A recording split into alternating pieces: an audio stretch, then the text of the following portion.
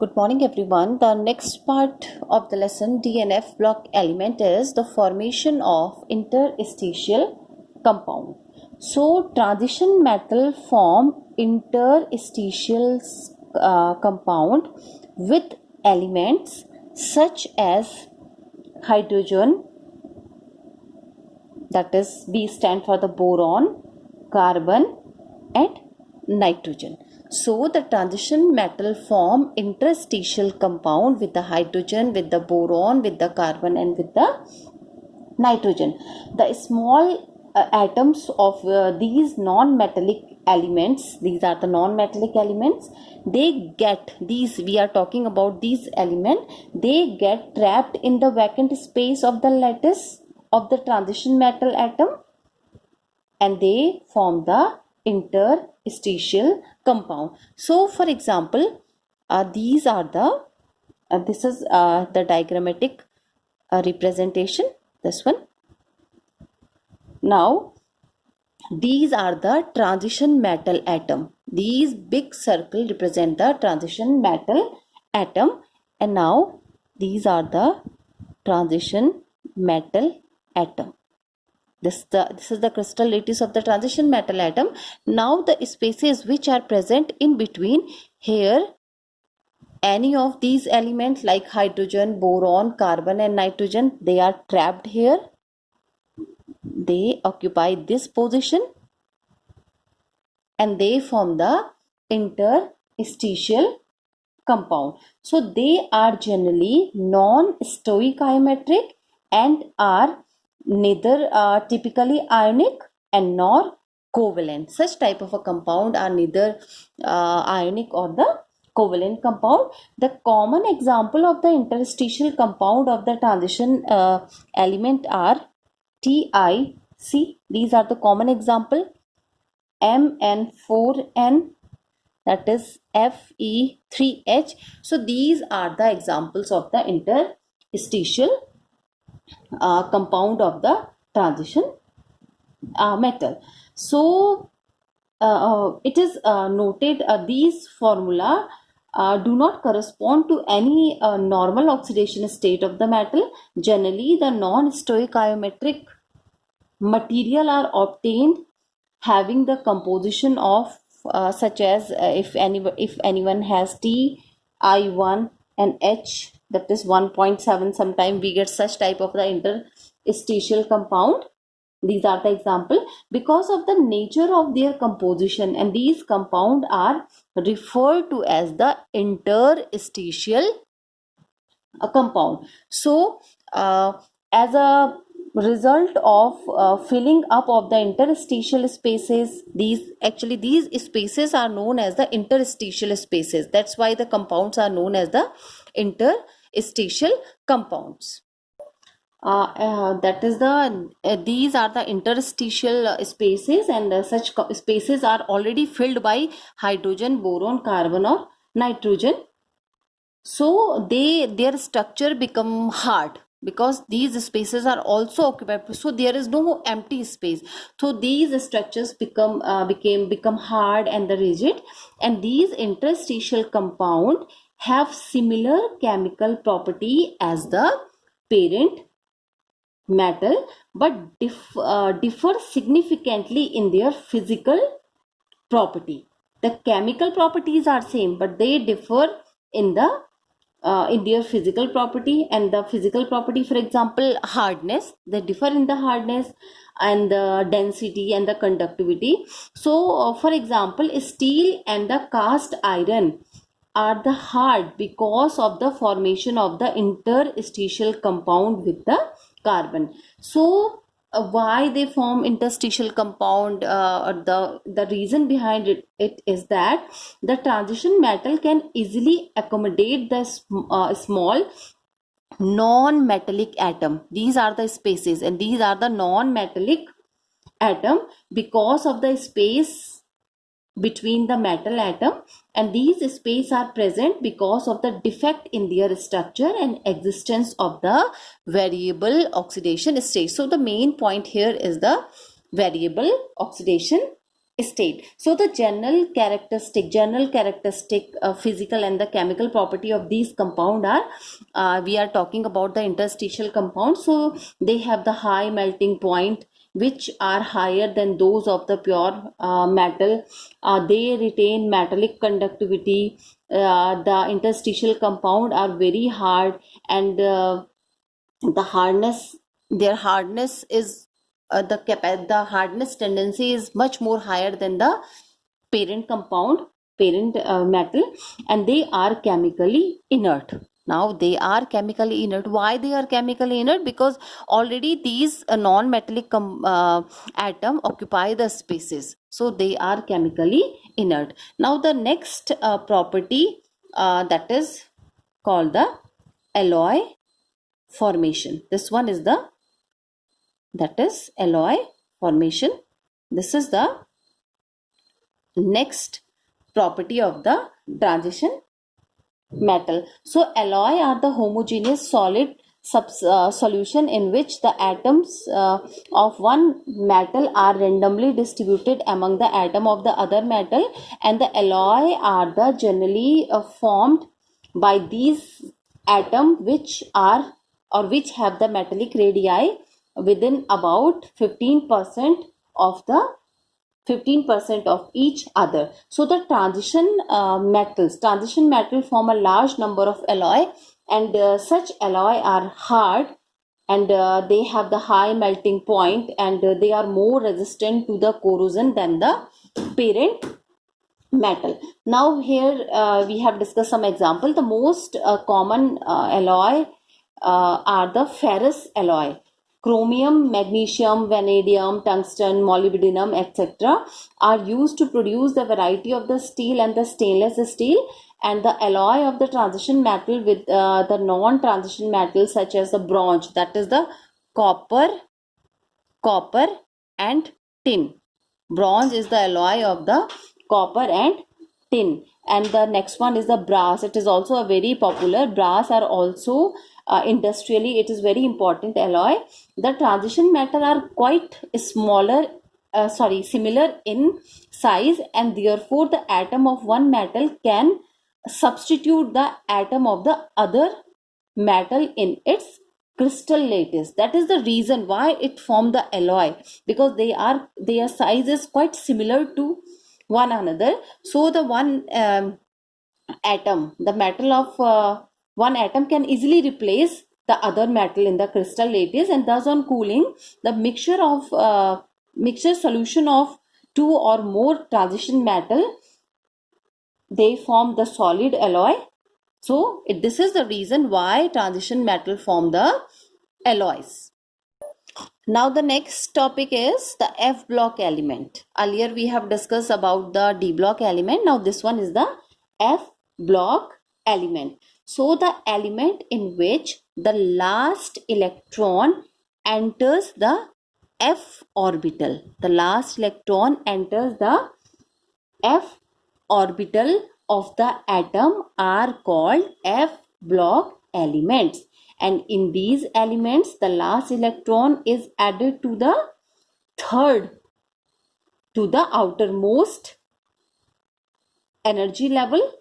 So if we are talking about the general electronic configuration, so the general electronic configuration for the F block element is n-2, this one is bracket is here, F1 to 14, F1 to 14. Now the D shell, that is 1 minus n-1, D 0 to 1, and ns2. So this is the general electronic configuration for the F block elements. So these elements are also called inner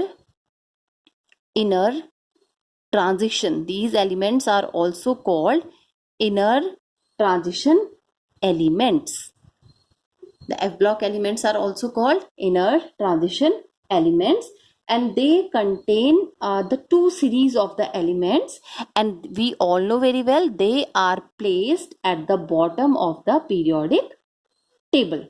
They are placed at the bottom of the periodic table. Now let us discuss about the two series. The first series is called lanthanoids. The first series is called, we have already discussed, it has the two series. The first series is called lanthanoid and the second series is called actinoids. So we have these two series. One is the lanthanoid and another one is the actinoid, and this series is depends, the name of these series are given on the basis of the filling of the 4f orbital and the 5f orbital. We have given the name lanthanoid and the actinoid. So let us discuss the lanthanoid first. The series involving the filling of 4f orbital, which is started from the lanthanum. This is the first member, lanthanum. Its atomic number is 57, is known as the lanthanoid series, and the element present in the series are called lanthanoids. The elements present in the series are called lanthanoid and the series is known as the lanthanoid series. Earlier it is known as the lanthanides, but now it is termed as the lanthanoids. There are 14 elements in this series.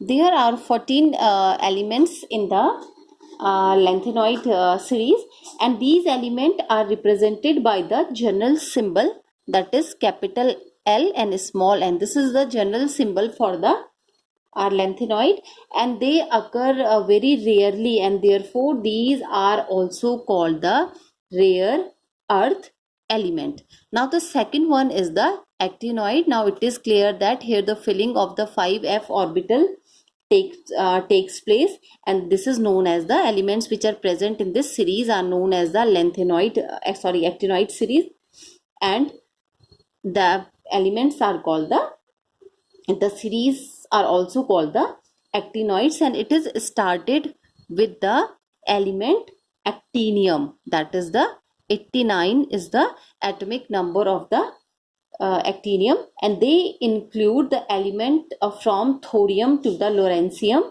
And in case of the lanthanoid, the name of the series is after preceding the element actinium, with which these elements closely resemble, and this series also contain the 14 elements. Now let us discuss the general characteristics, the general characteristics of the lanthanoid as well as the actinoids. So the first one is the electronic configuration. Now the lanthanoid have the electronic configuration with the 6s2 filled and involve the gradual filling of the 4f orbitals, and the energy of the d orbital, that is here the d is the 5d and the next inner shell of the f, that is the 4f, are closely similar. The energy of the 5d and the 4f orbital are, the energy of these two orbital are closely similar, and therefore the order of the filling of the 4f orbital in the atom show quite irregularities, because the energy resembles the energy of the 5d and the 4d resembles to each other. And the lanthanum, the atomic number of lanthanum is, which we have already discussed, this one is the 57. This is the 57, has the electronic configuration, the lanthanum has the electronic configuration of 5d1 and 6s, the 5d1 and 6s2. This is the outermost electronic configuration of the lanthanum. This is the, and the general electronic configuration of the lanthanoid, if we are talking about the general electronic configuration of the lanthanoid, this is the general electronic configuration for the F block element, and the F block element include the lanthanoid as well as the actinoid. But if we are talking about the lanthanoid only, so the general electronic configuration for the lanthanoid is, that is the 4f1 to 14. So in the f orbital, the electron varies from 1 to 14, and this one is the 5d 0 to 1 and the 6s2. This is the general electronic configuration for the lanthanoid. Now the next general property is the oxidation state.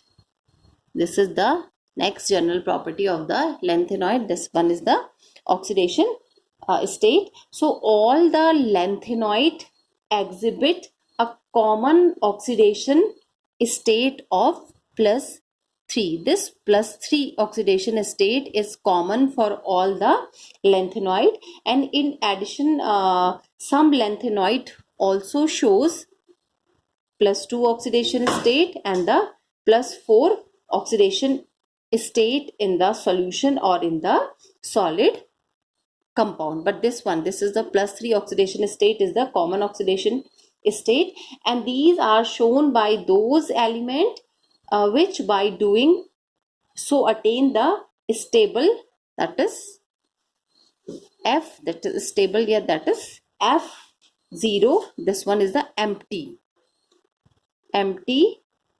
F subshell, means there is no electron in the F subshell, and the second is F7. So F7 means it is a half filled, because the maximum number of electron in the F orbital is 14. So F4 F7, that is F7 is the half filled, and the next one is the F14. F14 means the full filled subshell. So these oxidation state are shown by either F0, F7 or F14, those element in which the F orbital has 0 electron, or it has a 7 electron, or it has a 14 electron. Now the next characteristic is color. This is the next characteristic.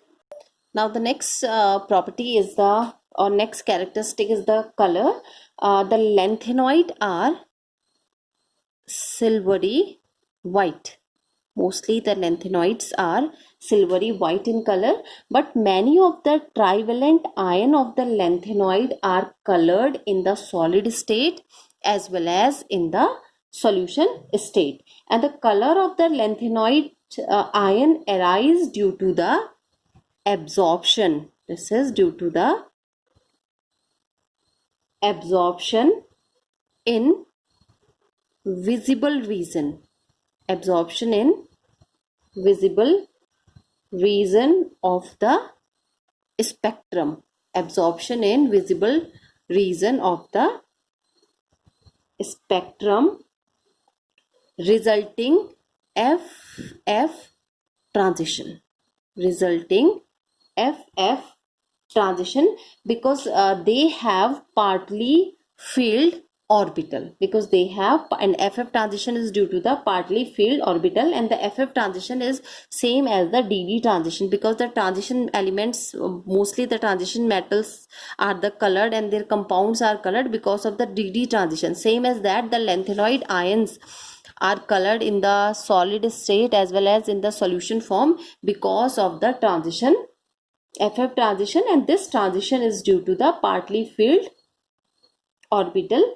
And it has been observed that the color of the ion containing NF electron is about the same as that those with the 14 minus NF electron, that is the same. But mostly that actually the main concept is that lanthanoid ions, most of the lanthanoid ions are colored because of the FF transition.